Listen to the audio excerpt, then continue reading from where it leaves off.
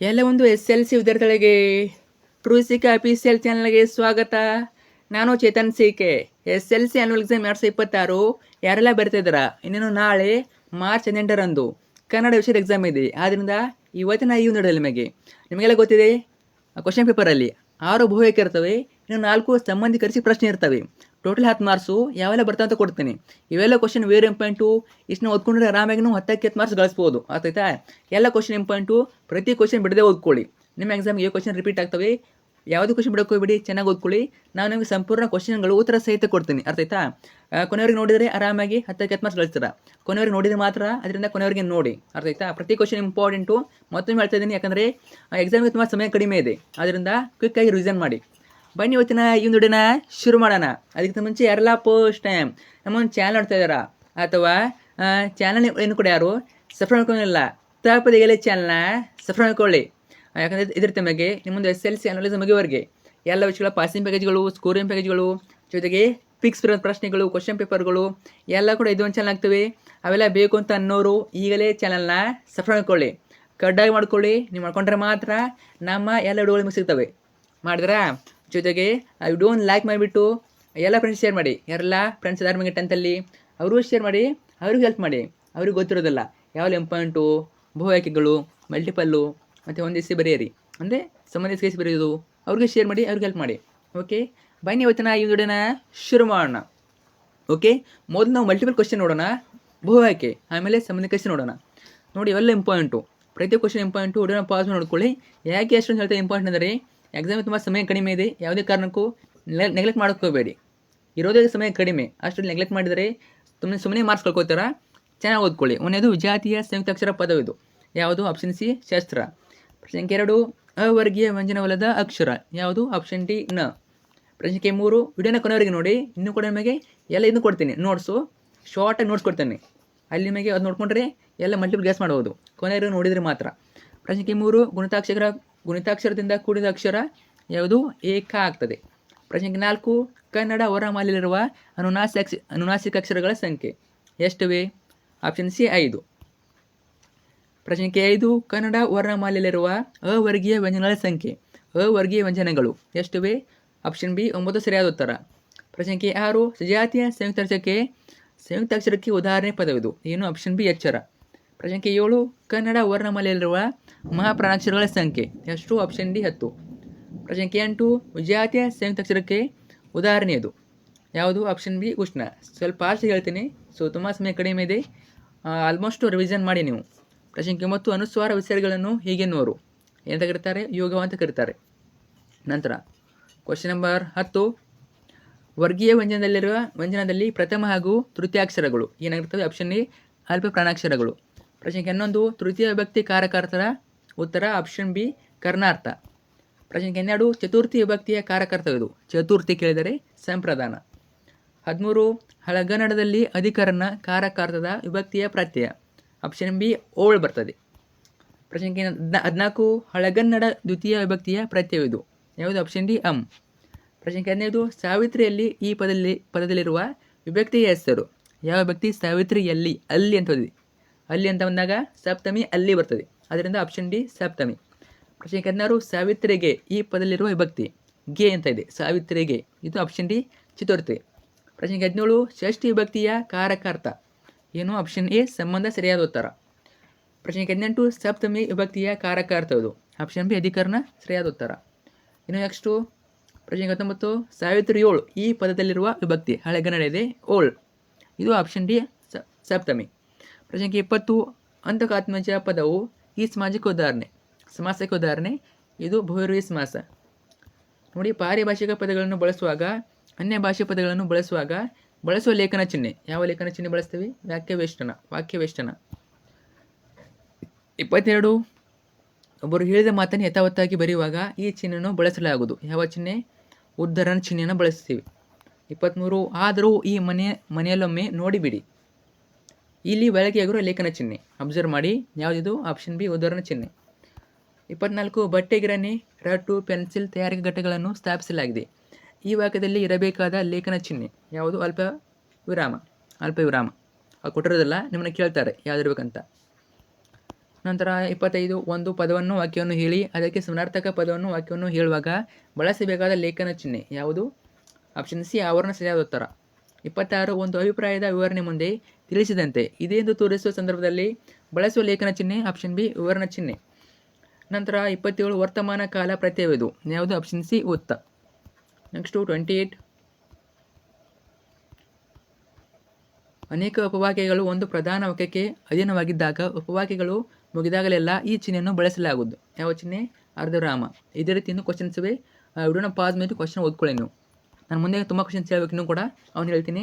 ವಿಡಿಯೋನ ಪಾಸ್ ಮಾಡಿ ಪ್ರತಿ ಪ್ರಶ್ನೆ ಉತ್ತರ ಸಹಿತ ನೋಡ್ಕೊಳ್ಳಿ. ಈಗ ನಿಮ್ಗೆ ಕೊಟ್ಟಿದ್ದೀನಿ ನಿಮಗೆ 100 ಅಂಕಗಳ ಸ್ಕೋರ್ ಮೇಲೆ ಹೇಳುವಾಗ ಹೇಳಿದ್ದೀನಿ.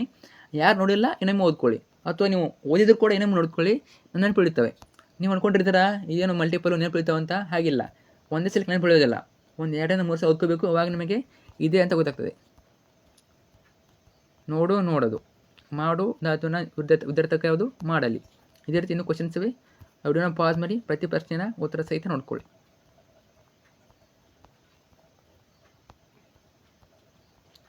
ಇನ್ನು ನಿಮಗೆ ಶಾರ್ಟ್ ನೋಟ್ಸ್ ಕೊಡಬೇಕು. ಮೇನ್ ಅದೇ ಇರೋದು. ಇವೆಲ್ಲ ನಿಮಗೆ ಅರ್ಥ ಆಗೋದಿಲ್ಲ. ಗೊತ್ತಾಗ್ತವೆ ಆದರೆ ಶಾರ್ಟ್ ನೋಟ್ಸ್ ಓದಿದ್ರೆ ನಿಮಗೆ ಗೊತ್ತಾಗ್ತದೆ. ಮುಂದೆ ಹೇಳ್ತೀನಿ. ಯಾಕಂದರೆ ಅಲ್ಲಿ ಆಲ್ಮೋಸ್ಟ್ ಅಲ್ಲೇ ಕವರ್ ಆಗ್ತವೆ ಎಲ್ಲ ಕ್ವಶನ್ಗಳು. ಲಾಸ್ಟಿಗೆ ಕೊಡ್ತೀನಿ. ವಿಡಿಯೋ ಕೊನೆಗೆ ಸಿಗ್ತವೆ, ನೋಡ್ಕೊಳ್ಳಿ. ವಿಡಿಯೋನ ಪಾಸ್ ಮಾಡಿ ಉತ್ತರ ಸಹಿತ ನೋಡ್ಕೋಬೋದು. ತುಂಬ ಏನಿಲ್ಲ, ಒಂದು 99 ಕ್ವಶನ್ ಇವೆ. ಅಷ್ಟೊಂದು ಟಫ್ ಇಲ್ಲ. ಒಂದು 2 ಸಲ ಓದ್ಕೊಳ್ಳಿ, ನೆನಪಿಡ್ತಾವೆ ನಿಮಗೆ. ಅಷ್ಟೊಂದು ಕಷ್ಟ ಏನೂ ಇಲ್ಲ ಇಲ್ಲಿ.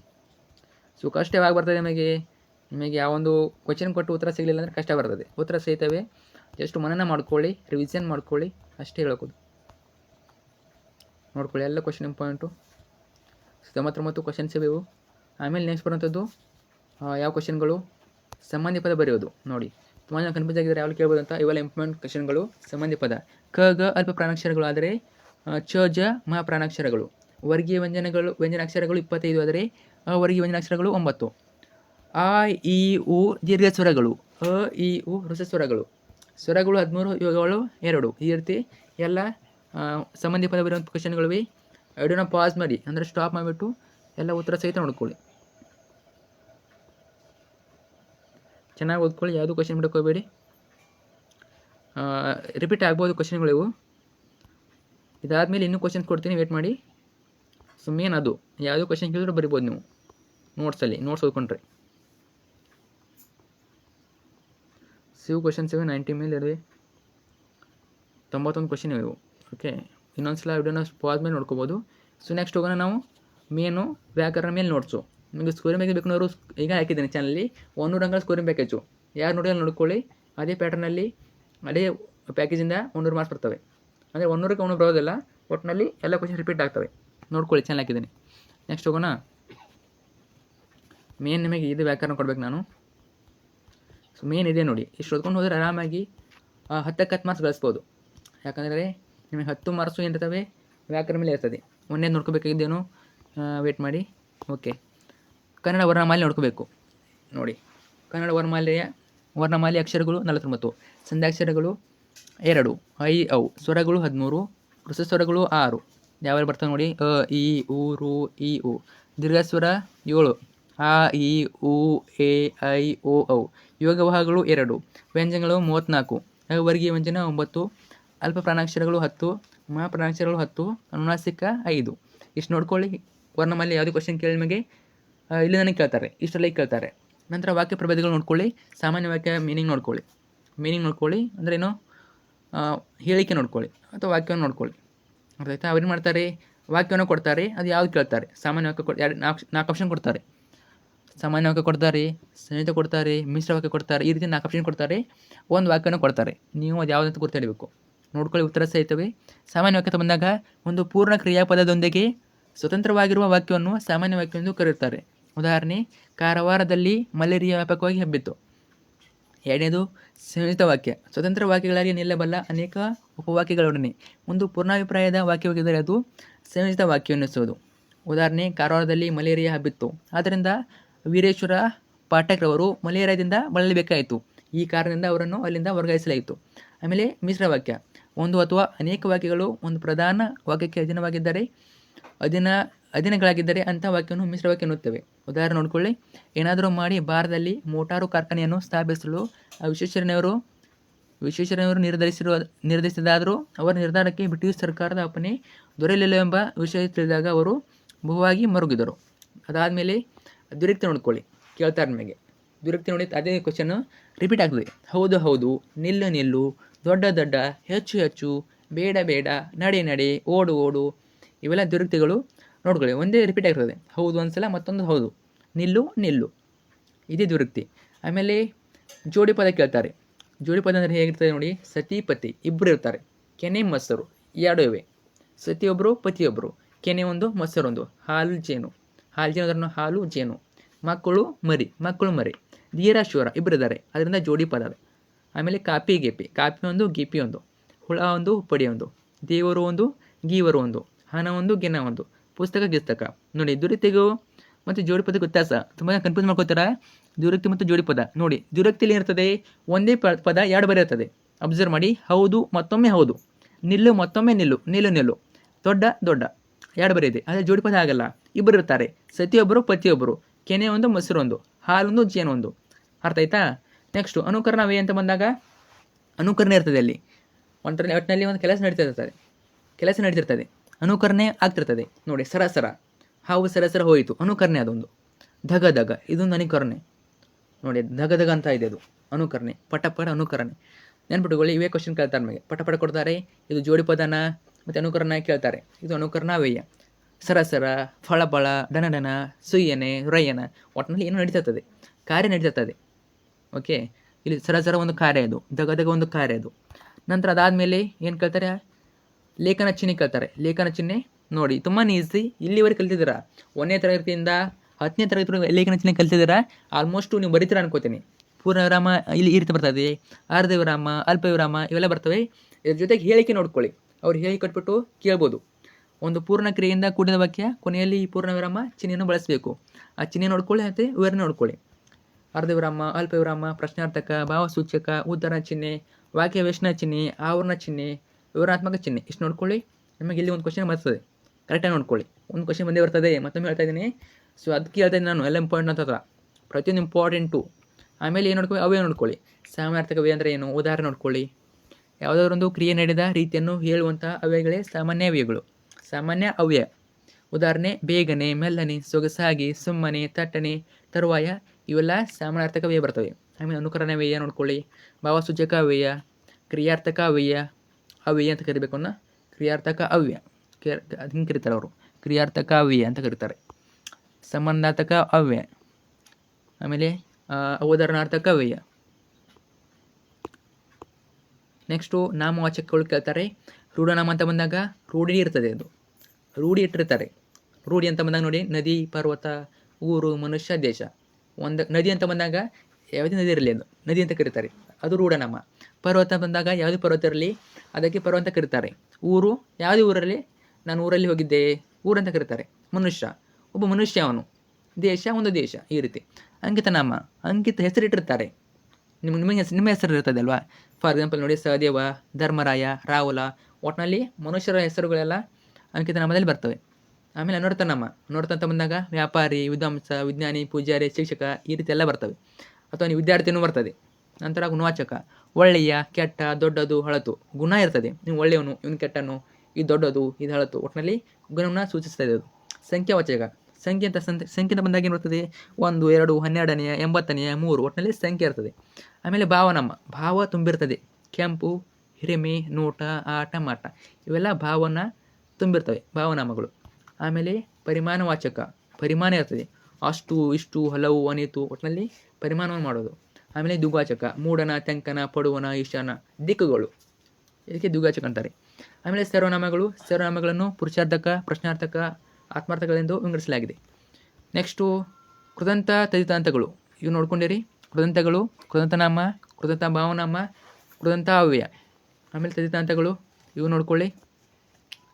ಇವು 3 ನೋಡ್ಕೋಬೇಕು. ತದಿತಾಂತ ನಾಮ, ತದಿತಾಂತ ಭಾವನಾಮ, ತದಿತಾಂತ ಅವ್ಯಯ ನೋಡ್ಕೊಳ್ಳಿ. 3 ಇಂಪಾರ್ಟೆಂಟು. ಆಮೇಲೆ ದೇಶ ಪದಗಳು, ಅಂಗಾಂಗಗಳು ನೋಡ್ಕೊಳ್ಳಿ. ಸಂಬಂಧವಾಚಕ, ಪ್ರಾಣಿಗಳು, ಪದಾರ್ಥಗಳು, ಸರ್ವನಾಮ ಪದಗಳು, ಸಂಖ್ಯಾವಾಚಕಗಳು ಧಾತುಗಳು. ಆಮೇಲೆ ಅನ್ಯ ಭಾಷೆಗಳು ಮತ್ತು ಅನ್ಯ ದೇಶ ಪದಗಳು. ಗ್ರೀಕ್ ಮತ್ತು ರೋಮನ್, ಫಾರಿ ಅಂದರೆ ಪರ್ಷಿಯನ್, ಅರಬ್ಬಿ, ಪೋರ್ಚುಗೀಸ್, ಉರ್ದು, ಹಿಂದೂಸ್ತಾನಿ ಇವು ನೋಡ್ಕೊಂಡ್ರಿ ಮಲ್ಟಿಪಲ್ ಬರ್ಬೋದು. ಆಮೇಲೆ ಇದೇನಿದು ತತ್ಸಮ ತದ್ಭವ, ವೇಟ್ ಮಾಡಿ ಇನ್ನೂ ಕ್ವಶನ್ಸ್ ಇವೆ. ಸೊ ಉತ್ತಮ ಪುರುಷ, ಮಧ್ಯಮ ಪುರುಷ, ಅನ್ಯ ಪುರುಷ. ಪ್ರಶ್ನೆ ಇರ್ತಕ್ಕಂಥ ಬಂದಾಗ ಯಾರು, ಏನು, ಯಾವುದು ಬರ್ತವೆ. ಆಮೇಲೆ ದೇಶ ಪದಗಳಾಯಿತು.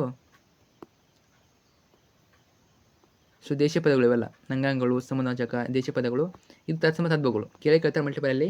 ಶಶಿ ಸಸಿ, ಶಿರ ಶಿರ, ಕಲಶ ಕಳಸ, ದ್ಯೂತ ಜೂಜು. ಇದರಲ್ಲಿ ಒಂದು ಕೇಳ್ತಾರೆ. ಎಲ್ಲ ತತ್ಸಮ ತದ್ಭವ ಗೊತ್ತಿರ್ಬೇಕು ನನಗೆ. ಓಕೆ, ನೋಡ್ಕೊಳ್ಳಿ. ಆಮೇಲೆ ಹಳೆಗನ್ನಡ ಮತ್ತು ಹೊಸಗನ್ನಡ ವಿಭಕ್ತಿಗಳು ನೋಡ್ಕೊಳ್ಳಿ. ಹಳೆಗನ್ನಡ, ಹೊಸಗನ್ನಡ ಇದು ಕೂಡ ಮಲ್ಟಿಪಲ್ ಕೇಳ್ತಾರೆ. ವಿಭಕ್ತಿ ನೋಡ್ಕೊಳ್ಳಿ. ಕಾರಕಾರ್ಥ, ಹೊಸಗನ್ನಡ ಪ್ರತ್ಯಯ, ಹಳೆಗನ್ನಡ ಪ್ರತ್ಯಯ, ರೂಪ. ಪ್ರಥಮ ಕರ್ತಾರ್ಥ, ಹೊಸಗನ್ನಡ ಪ್ರತ್ಯಯವು, ಹಳೆಗನ್ನಡ ಪ್ರತ್ಯಯ ಮ. ದ್ವಿತೀಯ, ತೃತೀಯ, ಚತುರ್ಥಿ, ಪಂಚಮಿ, ಷಷ್ಠಿ, ಸಪ್ತಮಿ ಎಲ್ಲ ನೋಡ್ಕೊಳ್ಳಿ. ನಿಮಗೆ ಮಲ್ಟಿಪಲ್ ಕೇಳ್ತಾರೆ. ಓಕೆ, ಇವೆಲ್ಲ ನೋಡ್ಕೊತೀನಿ. ಅನಿರ್ದಿಷ್ಟ ಪದಗಳು. ಸೊ ನೆಕ್ಸ್ಟು ಸಂಧಿಗಳು ನೋಡ್ಕೊಳ್ಳಿ. ಕ್ರಿಯಾಪದ ಧಾತು ನೋಡ್ಕೊಳ್ಳಿ. ಲೋಪ ಸಂಧಿ ಎಕ್ಸಾಂಪಲ್ ಇವು. ನಮಗೆ ಸಂಧಿ ಬರಲ್ಲ ಅಂದರೆ ನೆನ್ಪಿಟ್ಕೊಳ್ಳಿ. ಇವನ್ನ ಯಾವ ಸಂಧಿಗೆ ಯಾವ ಪದಗಳು ನೆನ್ಪಿಟ್ಕೊಳ್ಳಿ, ಎಕ್ಸಾಂಪಲ್ ಹೆಲ್ಪ್ ಆಗ್ತದೆ. ಸಂಧಿ ನೋಡ್ಕೊಳ್ಳಿ. ಲೋಪ, ಆಗಮ, ಆದೇಶ. ಆಮೇಲೆ ಕ್ರಿಯಾಪದ ಧಾತು ನೋಡ್ಕೊಳ್ಳಿ. ಧಾತು ಮತ್ತು ಧಾತು ಪ್ರಕಾರಗಳು, ಕಾಲರೂಪದ ಕ್ರಿಯಾಪದಗಳು. ನಂತರ ಸಮಾಸಗಳು ನೋಡ್ಕೊಳ್ಳಿ. ಸಮಾಸಗಳು ತತ್ಪುರುಷ, ದ್ವಿಗು, ಬಹುರ್ವಿ, ಕರ್ಮಧಾರಿ, ಅಂಶಿ ಇವೆಲ್ಲ ಬರ್ತವೆ. ಅಂದರೆ ಗ್ರಾಂಥಿಕ ರೂಪಗಳು ಕೂಡ ನೋಡ್ಕೋಬೇಕು. ಹಿಂಗ, ಹೀಗೆ, ಮ್ಯಾಗ, ಮೇಲೆ ಇವು ಕೂಡ ಎಲ್ಲಿ ಕೇಳ್ತಾರೆ. ಸಂಬಂಧೀಕರಿಸಿ ಬರೋ ಪ್ರಶ್ನೆಗಳು. ಎರಡನೇ ಮೇಲೆ ನೋಡಿ. ಮೊದಲು 6 ಮಲ್ಟಿಪಲ್ ಆಯಿತು. ಎರಡನೇ ಮೇಲೆ 4 ಕೊಡ್ತಾರೆ ನೋಡಿ, ಅವನು ಸಂಬಂಧಿ ಪದ ಬರೋದು. ಸೊ ಇಷ್ಟೊಂದು ಗ್ರಾಮರು ಇನ್ನೊಮ್ಮೆ ಓದ್ಕೊಳ್ಳಿ. ಒಂದು ಸಲಕ್ಕೆ ನೆನಪಿಡೋದಿಲ್ಲ, ಒಂದಿಲ್ಲ 2 ಬಾರಿ ಓದ್ಕೊಳ್ಳಿ, ನಿಮಗೆ ಈಸಿ ಆಗ್ತದೆ. ಓಕೆ ಫ್ರೆಂಡ್ಸ್, ಶೇರ್ ಮಾಡಿ. ಯಾರೆಲ್ಲ ಫ್ರೆಂಡ್ಸ್ ಆಗ್ಬಿಟ್ಟು 10th ಅವ್ರಿಗೂ ಶೇರ್ ಮಾಡಿ. ತುಂಬ ಸಮಯ ಕಡಿಮೆ ಇದೆ, ಅವ್ರಿಗೂ ಹೆಲ್ಪ್ ಮಾಡಿ. ಓಕೆ, ಏನೇ ಡೌಟ್ ಇರಲಿ ಕನ್ನಡ ವಿಷಯದ ಬಗ್ಗೆ ಕಮೆಂಟ್ ಮಾಡಿ, ರಿಪ್ಲೈ ಕೊಡ್ತೀನಿ. ತುಂಬ ಸಮಯ ಎಲ್ಲ ಚೆನ್ನಾಗಿ ಓದ್ಕೊಳ್ಳಿ.